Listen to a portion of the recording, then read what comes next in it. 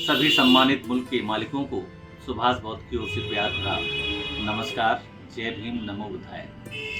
साथियों, भगवान बुद्ध का ऐसा धम्म है कि जो भी भगवान बुद्ध के इस धम्म का श्रवण करता है तो वह सद्मार्ग की ओर प्रेरित होता है और अपने जीवन को श्रेष्ठ बनाने के लिए संकल्पित होता है। यहाँ मैं बात करता हूँ भगवान बुद्ध के धम्म पद की।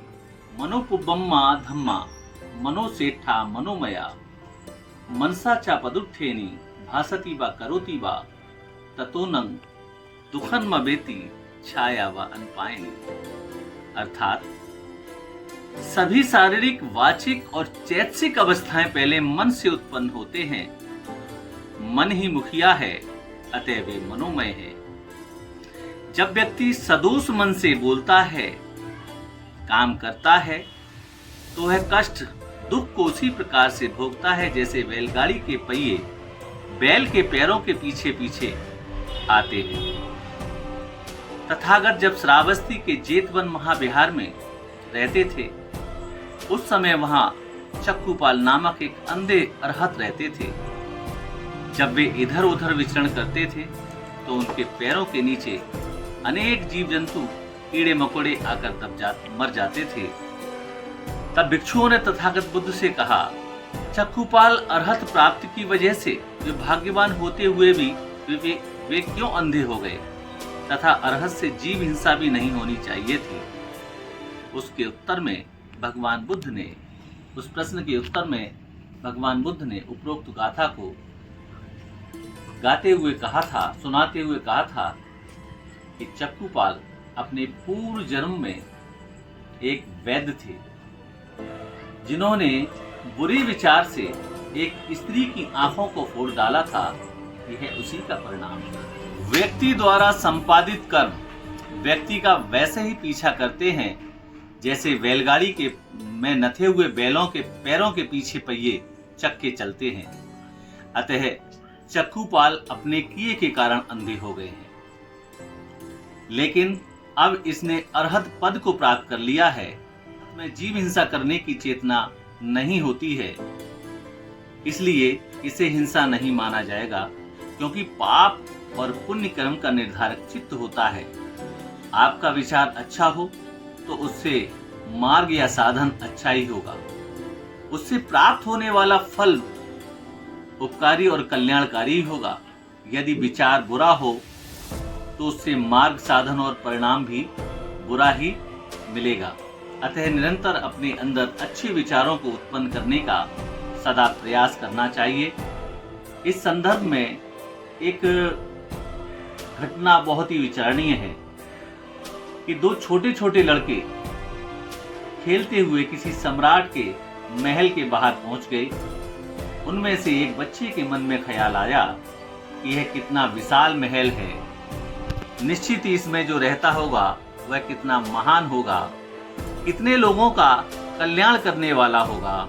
वहीं दूसरा लड़का सोचने लगा कि काश मैं इस महल का मालिक होता तो अनेक सुंदर लड़कियों का उपभोग करता। जो मेरा कहना नहीं मानता उसे मैं हाथी के पैरों के तले कुचलवा देता। ऐसा विचार करते हुए वह दोनों ही लड़के उस सम्राट के महल के दरवाजे के पास यानी द्वार पर ही वह सो गए। जब रात को राजा की वहां से रथगाड़ी गुजरी तो उसके शरीर पर रथगाड़ी चढ़ गई। जिसके अंदर बुरा विचार आ रहा था उस लड़के के ऊपर वह रथगाड़ी चढ़ गई और वह लड़का वहीं मर गया। इसे देखकर उसका मित्र बिलखने लगा तो यह घटना राजा ने देख ली। तब राजा ने पूछा कि क्यों रोते हो, क्यों बिलखते हो, आखिर कारण क्या है। तब राजा को उसके मित्र ने बताया कि मेरा मित्र आपके रथगाड़ी के नीचे आ जाने से वह मर गया है। राजा भी कई वर्षों से संतान विहीन था, अतः उसने उस मृतक के मित्र को अपने पुत्र के रूप में उसको स्वीकार कर लिया और अच्छे विचारों के कारण ही वह लड़का आगे चलकर अत्यंत ही बलशाली राजा बना और अपने अच्छे विचारों की वजह से वो लोगों का कल्याण करने वाला एक महान परोपकारी राजा के रूप में आगे प्रसिद्ध हुआ। अतः यदि आप अपने में बुरे हैं तो आपको सभी बुरे ही लगने लगेंगे, आपका बर्ताव भी वैसा ही होगा जिसके कारण आपको दुख ही दुख होगा। यदि आप अपना पूर्ण हित करना चाहते हैं तो दूसरों का हित ज्यादा से ज्यादा करने में जुट जाना चाहिए। इससे आपका अपना इष्ट कार्य ही ज्यादा सिद्ध होगा, क्योंकि आपको चाहने वाले लोग ज्यादा होंगे और इससे आपका अपना इष्ट कार्य भी अनायास सिद्ध होगा ही। अतः अच्छा और बुरा सबसे पहले मन में ही उत्पन्न होता है, इसलिए मन ही सर्वोपरि है। अतः मन पर नियंत्रण करने का सदैव प्रयास करें। एक प्रकार से यही लोक और परलोक में सुख का आधार है। मन ही संसार है, मन ही संसार में बंधन और मुक्ति का प्रमुख हेतु है। वस्तुतः अविद्या, राग, द्वेष आदि क्लेशों से वासित ग्रसित चित्त ही संसार है और इस क्लेशों से विमुक्त चित्त ही निर्वाण है। इसलिए चित्त सभी धर्मों में प्रमुख है। बौद्धों की दृष्टि में व्यक्ति का व्यक्तित्व मात्र जड़ रूपी या मात्र चेतना रूपी हो ऐसा नहीं है। जड़ और चेतना अर्थात पंच महाभूत और चेतना मन जो एक दूसरे के पूरक हैं से बना है। व्यक्ति अर्थात उद्गल को इस पंच स्कंधात्मक कहा है। पंच स्कंध हैं रूप, वेदना, संज्ञा, संस्कार और विज्ञान।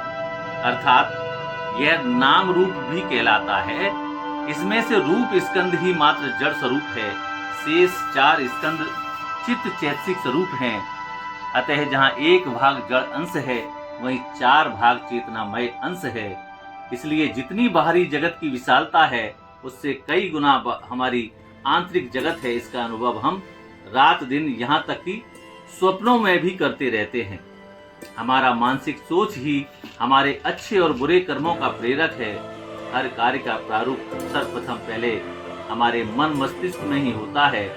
इसी का प्रतिबिंब काय, वाक आदि कर्मों के रूप में हम बाहरी जगत में प्रकट होता है।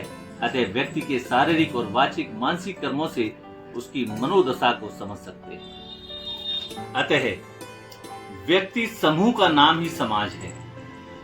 अतः हम बुद्ध मन को ही अच्छे और बुरे कर्मों का प्रवर्तक एवं निर्माता मानते हैं, क्योंकि मन के अच्छा होने पर व्यक्ति अच्छा होगा और इस तरह समूचा विश्व शांति एवं सुखमय होगा। संपूर्ण बौद्धवाद में मन या चित्त को ही नियंत्रित करने की विधि बताती है। नमो बुद्धाय।